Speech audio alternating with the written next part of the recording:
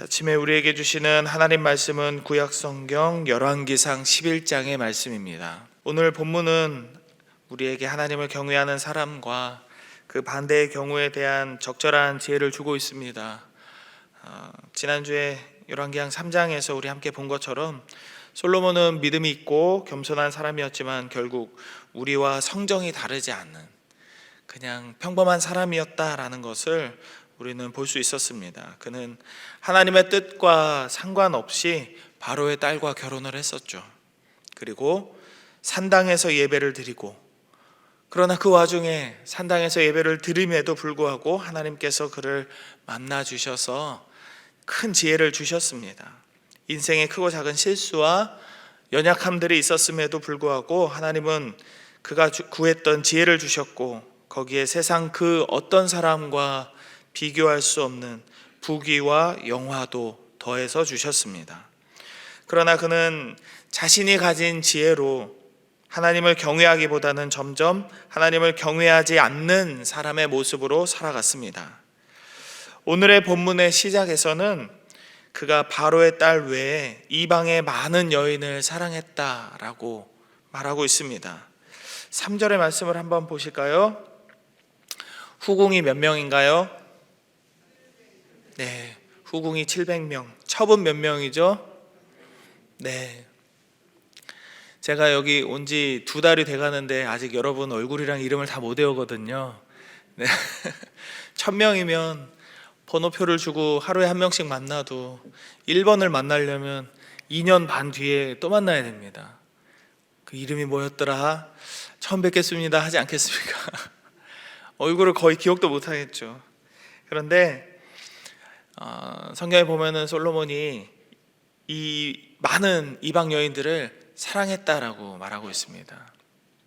마음으로 좋아하고 이 사람들을 계속 생각하고 사랑했다.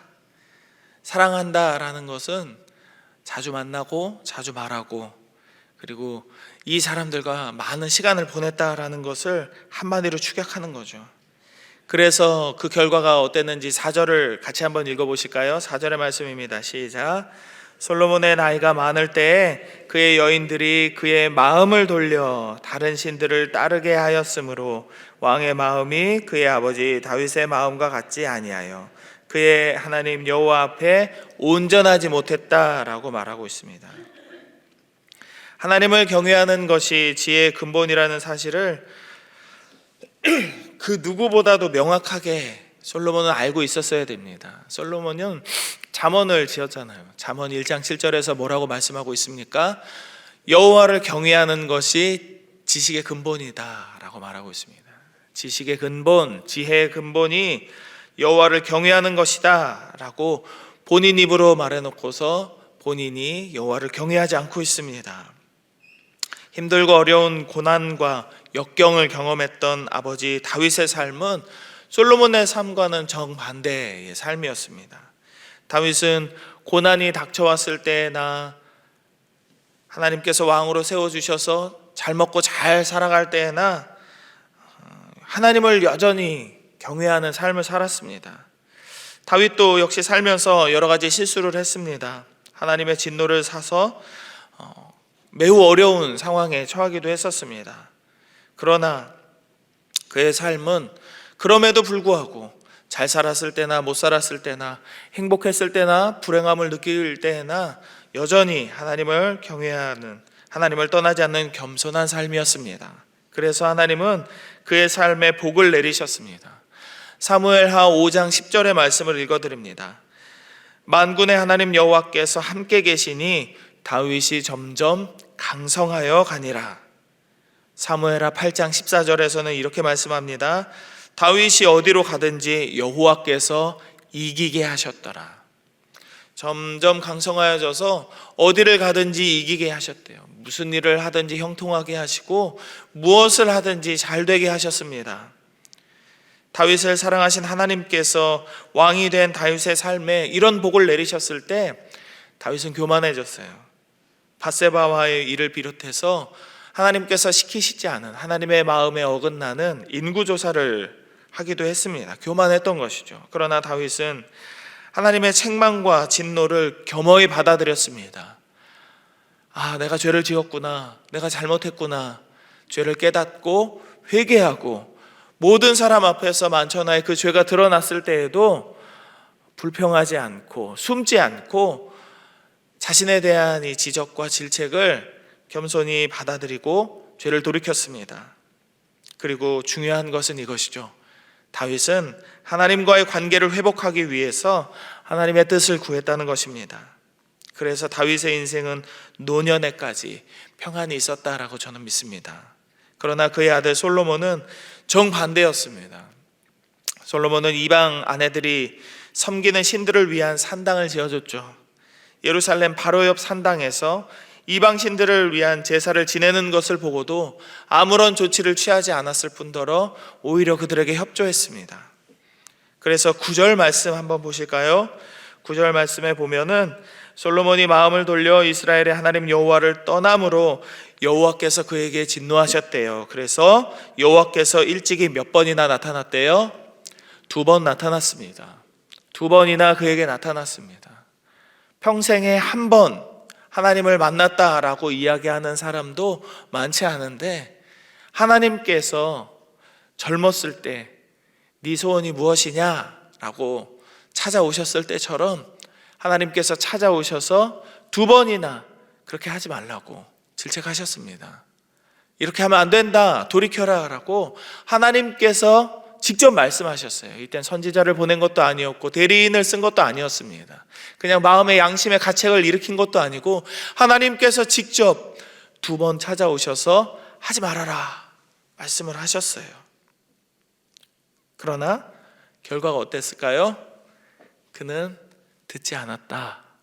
그는 하나님 말씀을 듣지 않았다라고 기록하고 있습니다. 그 결과로 하나님은 솔로몬의 나라를 빼앗아서 솔로몬의 신하였던 여로보암에게 주겠다라고 말씀하십니다. 유다 지파는 여전히 다윗의 왕위를 계승하는 나라로 남겨두셨지만 다윗이 누렸던, 그리고 솔로몬 자신이 누렸던 그 영광에 비하면 아주 심하게 쪼그라드는 것이죠. 12지파를 다 다스리던 통합 이스라엘의 왕이었던 솔로몬이 이제는 12분의 1만, 아니죠, 유다 지파와 베냐민이 함께 했으니까 거의 6분의 1, 7분의 1 정도의 아주 볼품없는 나라가 되는 것이죠. 초라한 몰락이 아닐 수 없습니다. 우리는 오늘의 본문에서 2가지를 생각해 볼 수 있겠는데요. 첫째는 하나님을 경외하는 삶을 사는 사람만이 하나님이 주시는 복을 누리며 살 수 있다는 것입니다. 이것은 그의 아버지 다윗의 삶과 솔로몬의 삶을 통해서 여실히 드러납니다. 방금 전에도 말씀을 드렸듯이 다윗은 힘들 때나 어려울 때나 항상 하나님을 경외했습니다. 그의 삶이 하나님의 복을 받았다고 말할 수 있는 것은 다윗이 누렸던 부귀 영화나 어디를 가든지 이기게 하셨던 형통함의 삶이 아니었습니다. 그가 누렸던 하나님의 복은 하나님과 동행하는 것이었습니다. 하나님과 동행하는 것. 그러니까 10년이 넘는 도망자의 삶을 살 때에도 그는 하나님과 동행했기 때문에, 하나님을 경외하는 삶을 살았기 때문에 그는 복을 받았노라 라고 말할 수 있었던 것이죠. 예전에 저 고등학교 때 저희 생물 선생님이 본인 어릴 때, 그러니까 젊었을 때 얘기를 한번 간증처럼 해주셨어요. 그게 어떤 내용이었냐면, 본인은 고등학교 선생이었는데 월급이 뻔하잖아요. 그런데 자기 정말 친한 친구가 사업을 하다가 부도가 나서 망했대요. 망했는데 돈을 좀 빌려다오 이렇게 자신을 찾아왔는데 돈을 빌려주는 건 사람을 잃어버리는 거니까, 정말 사랑하던 친구였기 때문에 그러면 이렇게 하자. 내가 묻지도 따지지도 않고 내가 받은 월급의 절반을 매달 너에게 줄게. 돈을 빌려달라고는 말하지 말아다오. 그래서 한 10년 동안 계속 그렇게 했대요. 절반을 떼서 친구한테 주었대요. 그러니까 그러니까 10년 동안 10년 후에 이제 잘 될 거라는 보장이 없잖아요. 아무런 보장이 없었습니다. 그걸 기다리고 계속 줬대요. 계속 주니까 한 10년이 지났을 때 정말 어느 순간에 이 친구분이 갑자기 사업에 물꼬가 트이더니 엄청난 거부가 된 거예요. 부자가 되었대요. 그래서 이 선생님에게 받았던 모든 재정을 다 갚는 건 물론이고 때만 되면 막 이렇게 가전제품부터 시작해서 다 바꿔줬대요. 안 바꿔줘도 되는데 TV도 바꿔주고 뭐 몇 년 안 되는데 냉장고 바꿔주고 이사 가려고 하면 집을 이렇게 해주고 막 밀어줬대요. 그 친구에게는 큰 돈을 받아서가 아니라 나와 함께 동행해주는, 나를 신뢰해주는 그런 친구가 있었기 때문에 내가 버틸 수 있었다라는 이런 얘기를 했다는 거죠. 하나님과 동행하는 삶은 바로 이런 게 아닐까요? 내가 힘들고 어려울 때, 혹은 사람들이 나를 손가락질하는 그런 억울한 상황에 있을 때에도 하나님은 나를 믿어주시고 내 편이 되어주시고 내 마음에 위로를 해주시고 내가 바라고 간구하는 모든 것을 하나님께서 응답해 주시기 때문에 내가 내 삶의 어려움 가운데에서도 힘과 용기를 얻는 것, 그게 하나님께서 내게 주시는 복이 아닐까 저는 생각합니다. 다윗도 그 사실을 알았기 때문에 왕의 자리에 있을 때 간통이 들통이 났어요. 얼마나 창피했겠습니까? 자기가 내린 명령 때문에 인구 7만 명이 죽었어요. 인구조사 그냥 유압이 말리는데도 억지로 해가지고 자기 백성 7만 명이 죽었습니다. 얼마나 부끄러웠겠어요. 얼마나 창피했겠어요. 그러나 선지자들로부터 지적을 받았던 그 모든 상황에서도 다윗은 겸손한 태도를 유지했습니다.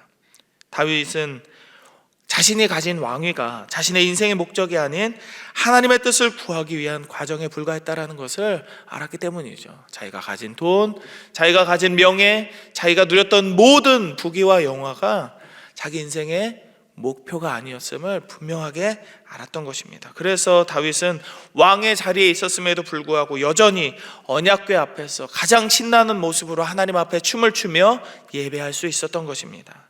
그러나 솔로몬은 다윗과 달랐죠. 그는 일평생 어려움이 없는 삶을 살았어요. 항상 모든 것이 풍족하고 모든 것이 넘쳐났습니다. 그를 두려워하는 사람은 넘쳐났지만 그가 두려워할 사람은 세상에 없었습니다. 그러나 그는 모든 것을 가졌음에도 불구하고 모든 것을 주신 분이 하나님이심을 잊어버렸습니다. 그것이 다윗과 솔로몬의 가장 큰 차이점이죠. 세상 모든 사람보다 지혜가 풍성했고 막대한 부귀영화를 누리며 일평생을 살았지만 그는 그것을 다 잃어버렸어요. 사랑하는 여러분, 오늘을 살아가는 우리도 우리의 인생의 목표가 무엇인지를 분명하게 알고 살아갔으면 좋겠습니다. 우리 인생의 목표와 궁극적인 바람이 우리가 돈과 명예를 얻는 것인지 아니면 자녀들과 자손들의 입신양명이었던 것은 아니었는지 한번 돌아보아야 하겠습니다. 나의 관심은 나의 말에서 드러납니다. 나의 말은 나의 생각에서 드러납니다. 하루 중에 내가 가장 많은 말을 하고 있는 것이 무엇인가? 내가 하루 중에 가장 많은 생각을 하고 있는 것은 무엇인가?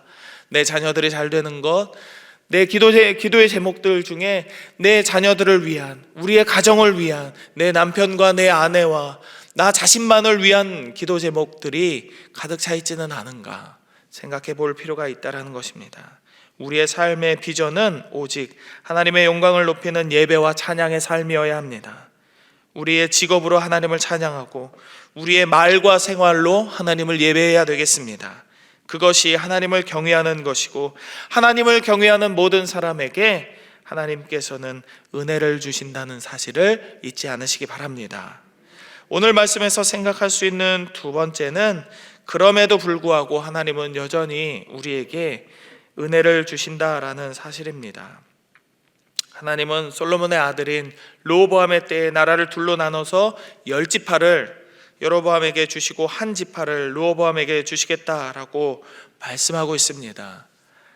그리고 나라를 찢어서 너에게 주겠노라 라고 여로보암에게 예언하는 이 자리에서 하나님께서는 이런 예언을 하시죠. 36절에서 38절의 말씀입니다. 제가 빠르게 한번 읽어보겠습니다. 그의 아들에게는 내가 한 지파를 주어서 내가 거기에 내 이름을 두고자 하여 택한 성읍 예루살렘에서 내 종 다윗이 항상 내 앞에 등불을 가지고 있게 하리라. 내가 너를 취하리니 너는 내 마음에 원하는 대로 다스려 이스라엘 위에 왕이 되되 만일 내가 명령한 이 모든 일에 순종하고 내 길에 행하며 내 눈에 합당한 일을 하며 내 종 다윗이 행한 것 같이 내 율례와 명령을 지키면 내가 너와 함께 있어 내가 다윗을 위하여 세운 것 같이 너를 위하여 견고한 집을 세우고 이스라엘을 내게 주리라. 아멘. 이거 여로보암에게 한 말이에요. 여로보암에게 10지파를 찢어서 이스라엘의 대부분을 너에게 주겠노라 라고 말씀하고 있는 바로 그 순간에도 36절에 보면 한 지파를 남겨서 다윗의 등불이 꺼지지 않게 하겠다 라고 하나님께서 은혜를 남겨놓으시는 것이죠. 그리고 솔로몬에게 말씀하셨던 것처럼, 다윗에게 말씀하셨던 것처럼 내 명령과 규례를 지켜 행하면 너와 내 자손의 길이 형통할 것이다, 너의 왕위가 영원할 것이다 약속하고 있는 것입니다. 이것이 은혜입니다. 은혜입니다. 여로보암이라고 완전한 사람이 아니었거든요. 완벽한 사람 아닙니다. 여로보암 때문에 북이스라엘은 멸망이 예정되어 있는 그런 죽을 수밖에 없는 삶을 살 수밖에 없었어요. 단과 베델의 금송아지로 하나님을 대신해서 우상을 만들고 아주 질이 좋지 않은 왕으로 살았습니다. 그러나 그럼에도 불구하고 하나님은 그런 자에게도, 하나님은 다 알고 계셨겠죠. 그럼에도 불구하고 은혜를 허락하십니다. 은혜는 그것을 받을 만한 자격이 없는 자에게 주어지는 선물입니다.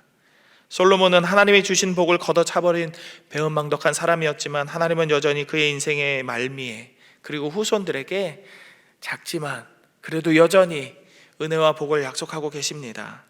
이 은혜가 우리에게도 있기를 소망하고 축복합니다. 지금 우리의 삶이 척박하고 어려울지라도, 혹시라도 그 삶이 하나님의 징계를 받고 있는 두려운 순간이라 할지라도 하나님은 여전히 우리에게 은혜의 자리를 약속하고 있음을 믿으시기 바랍니다. 이것을 믿고 신뢰하십시다. 하나님을 바라고 그분을 경외하며 그분께 모든 삶에 소망을 두십시다. 하나님께서 분명히 우리에게 약속하신 은혜를 부어주실 것입니다. 이 믿음으로 오늘을 살고 하나님을 경외하는 믿음의 백성들이 되기를 주님의 이름으로 축복합니다. 이 시간 우리 함께 기도하겠습니다. 말씀을 기억하시면서 먼저는 하나님을 경외하는 마음과 믿음으로 살아가게 하여 주옵소서 기도하시면 좋겠습니다. 그리고 오늘까지 진행되는 아동부 겨울 캠프가 잘 마무리되고 수고하는 모든 이들에게 끝까지 힘과 능력 주시기를 기도하겠습니다. 그리고 그 다음으로는 시리아와 튀르키예, 우크라이나의 모든 고통과 아픔을 씻어주시고 그들의 삶이 온전히 회복될 수 있도록 이 세 가지를 놓고 함께 기도하도록 하겠습니다. 하나님, 우리에게 주신 말씀처럼 우리가 하나님을 경외하는 마음과 믿음으로 매일매일의 삶을 살아갈 수 있도록 하나님 은혜를 내려 주시옵소서. 우리의 삶이 잘 될 때에나 슬퍼서 낙심할 때에나 절망 가운데 있을 때라 할지라도 오직 하나님을 경외하는 마음을 잃어버리지 않는 믿음의 삶을 살게 하여 주시옵소서. 그래서 하나님과 동행하기를 원합니다.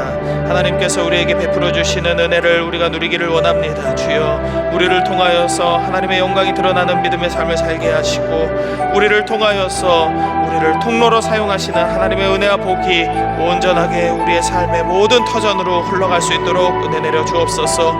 오늘까지 아동부 겨울 캠프가 진행됩니다. 잘 마무리되고 아이들이 변화되며 하나님의 사람으로 살아가는 믿음의 사람들로 이 아이들이 변화될 수 있도록, 아이들의 삶이 회복될 수 있도록, 아이들의 믿음이 자라날 수 있도록 도와주옵소서. 수고하는 모든 이들에게 주의 성령 충만하게 채우시고 끝까지 힘과 능력을 주실 수 있도록 하나님 저들과 동행하여 주시옵소서. 저들의 마음을 붙들어 주시옵소서. 시리아와 튀르키예, 우크라이나에 고난과 고통이 있습니다. 전쟁의 아픔이 사라지게 하시고 무너진 저들의 삶의 터전이 회복되고 온전하게 복구될 수 있도록 하나님 은혜 내려 주시옵소서. 많은 도움의 손길들이 저들을 통하여서 하나님의 영광을 드러내게 하시고 하나님의 사랑을 전하게 하시고 저들이 이 고통과 아픔의 때에 하나님께서 살아계시고 하나님께서 저들을 붙들고 계심을 보게 하여 주시옵소서. 아버지, 은혜를 내려주신 하나님, 사랑과 은혜가 충만하신 아버지 하나님, 오늘도 말씀으로 하나님 앞에 나오고 기도로 이 하루를 시작하게 하심에 감사를 드립니다.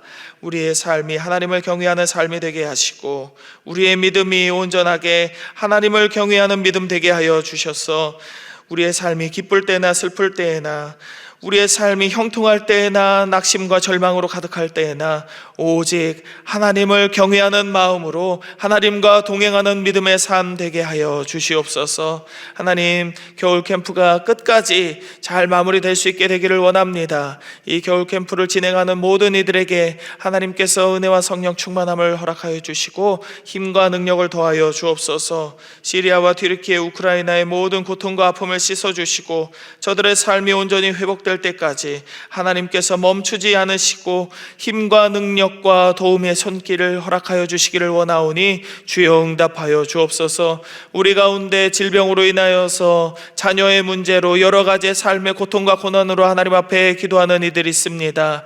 우리의 기도가 하나님 앞에 상달될 때까지 기도가 멈추지 않게 하시고 하나님 응답하시는 귀한 하루 되게 하여 주옵소서. 내일은 거룩한 주일입니다. 소망하는 마음으로 주일을 준비하고 주일에 모든 성도들이 함께 즐거움으로 하나님 앞에 예배함으로 나와서 하나님 앞에 영광 돌리고 하나님과 동행함으로 큰 복을 받는 우리 광양제일의 모든 성도들 되게 하여 주옵소서. 오늘 우리에게 주신 모든 기도의 제목들을 하나님 앞에서 응답하여 주시기를 간절히 소망하며 거룩하신 예수님 이름으로 기도드립니다. 아멘.